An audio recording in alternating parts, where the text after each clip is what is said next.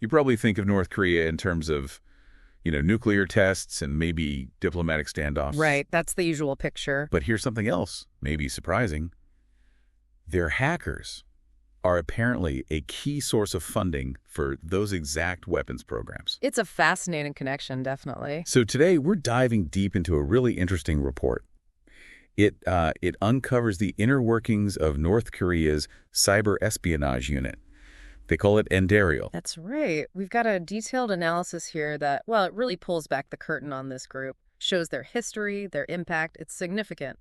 Okay. And our mission really is to understand not just what NDARIAL does, but how these cyber intrusions, these attacks, generate revenue that flows straight into the regime's pockets. Right. Okay, so NDARIAL, it sounds a bit, I don't know, mystical. Who exactly are we talking about here? It does have that sort of shadowy feel, doesn't it? NDARIAL has operated under a few different names over the years. Uh-huh. You might have heard them called the Lazarus Group. Lazarus, okay, I think I recognize that one. Yeah, it's probably the most famous name.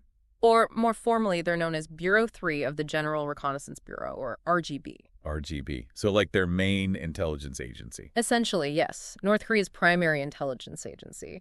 And they've been active in the cyber world for quite a while. The report says at least since 2009. Since 2009. Wow, that's a long time to be operating sort of in the digital shadows. It really is. And they've definitely made their presence felt, haven't they? I mean, I remember hearing about some pretty major cyber incidents linked to North Korea over the years. Absolutely. And NDARIAL, or Lazarus, they've been connected to some incredibly high-profile events. Think back to 2014, the Sony Pictures hack. Oh, yeah, Sony. That was huge. Huge. The scale and just the nature of that attack were, well, unprecedented at the time. Then there was that really audacious 2016 heist. The bank one. Exactly. They managed to steal $81 million from the Bangladesh Central Bank. 81 million. Wow. Yeah.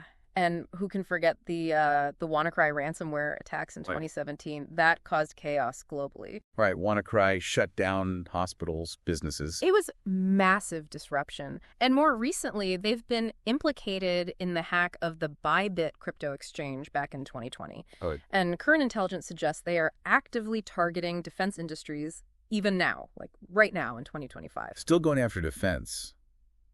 Those are some really serious breaches. I mean, the consequences are enormous. Sure. So how do they actually pull these off? What are their main techniques? Well, their methods are generally a mix. Highly sophisticated technical tools combined with, well, what we call social engineering. Tricking people, basically. Exactly. Manipulating people. They use a whole range of malware. The report mentions names like Cookie Plus, Destover, Client, Blinding Can, WannaCry, of course, and Delta Charlie. Okay, quite the toolkit. Definitely. And their initial way in, often it relies on spear phishing. Spear phishing. So not just random spam, but targeted emails. Highly targeted. Crafted to look totally legitimate, aiming to trick specific people into clicking bad links or, giving up their passwords. And they also exploit known security weaknesses, vulnerabilities in software and systems that haven't been patched.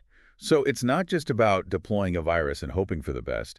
It's that clever manipulation, finding those digital backdoors people leave open. Precisely. And once they're in, a key part of their MO, their modus operandi, is often long-term reconnaissance. Nearly. Meaning they don't just rush in, grab stuff, and run. They often spend time, sometimes a lot of time, just understanding the target systems, mapping out networks, identifying what's valuable, where the weak points are for future attacks. Patient. Very. And speaking of targets, we also saw something pretty concerning with the Chemsky malware. Chemsky? Yeah. It was used against the South Korean nuclear power plant operator. That's Korea Hydro and Nuclear Power Co. Nuclear power. Okay, that's worrying. Very. And not just once. They used it back in 2014 and then again in 2021. Twice. Against a nuclear operator. Yeah. Which raises some really serious questions about what data they might have gotten. Information on, potentially, 23 nuclear reactors, internal network details. It's concerning. That's genuinely alarming. I mean, targeting nuclear facilities. Yeah. The implications go way beyond just stealing money, don't they? Absolutely. So who else are they going after, and what's the main driver? Is it always money? Well, initially, their focus seemed very much on South Korea, military targets, critical infrastructure, think defense, energy sectors. Makes sense geopolitically. Right. But their reach has definitely expanded a lot. Now they're targeting defense companies, financial institutions, the energy sector, but globally. All over the world. Seems like it. And the core motivation, as we touched on earlier, really seems to be generating revenue, money to directly fund North Korea's prohibited weapons programs, especially nuclear and missile development. So it's basically state-sponsored cybercrime, but with a very clear, very specific geopolitical objective, funding the bombs. Exactly that. We've seen a really consistent pattern of them targeting cryptocurrency exchanges. Ah, crypto. Easier to move, harder to trace. That seems to be the logic, yeah. It can be harder to track and regulate compared to traditional money flows. And interestingly, the report points out that Andariel often seems to work with another North Korean cyber group Another one. called BlueNorth. BlueNorth, okay. And while Andariel might do a broader range of things, espionage maybe, BlueNorth appears to be more specifically focused on the money, direct financial gains. Like a specialized division. Sort of, yeah. It's also significant that both groups, Andariel and BlueNorth, have been sanctioned by the U.S. Treasury Department. They're definitely on the radar. Right. It's almost like a state-run cybercrime syndicate. Yeah. Different teams focusing on different jobs. That's one way to look at it. So speaking of the financial gains, the money, what kind of sums are we actually talking about here? How much have they reportedly managed to steal? The figures are pretty staggering, honestly. The Lazarus Group umbrella, which includes Andariel, is estimated to have stolen well over, wait for it, $2 billion since they first showed up around 2007. $2 billion. Billion.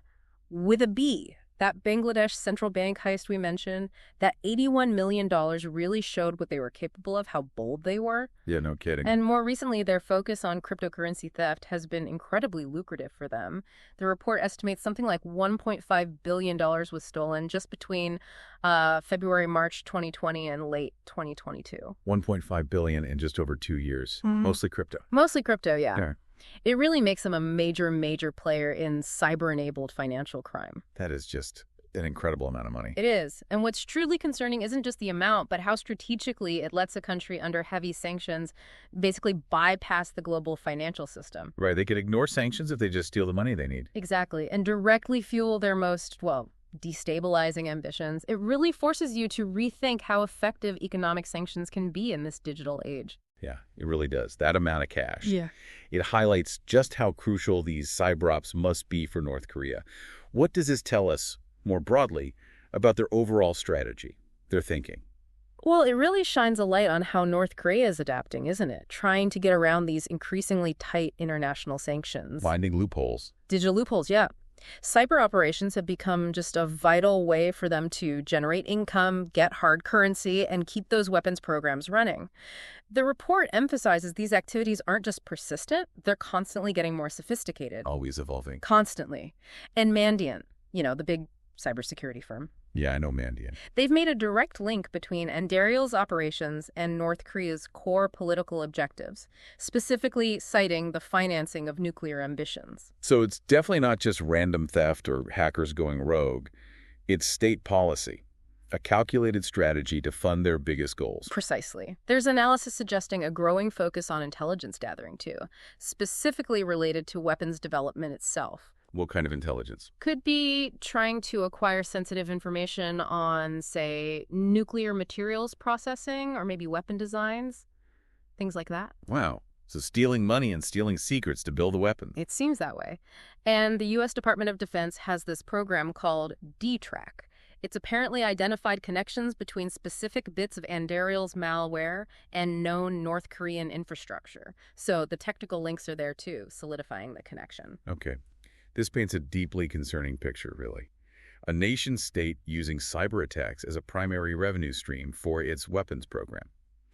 That has some very serious global implications, doesn't it? Absolutely. It just increasingly blurs those traditional lines, between cyber espionage, which is often about intel gathering, and financially motivated cybercrime. Yeah, it's both at once. And the attacks on critical infrastructure, like we mentioned with the power company, that raises fundamental questions about national security, the potential for real-world harm.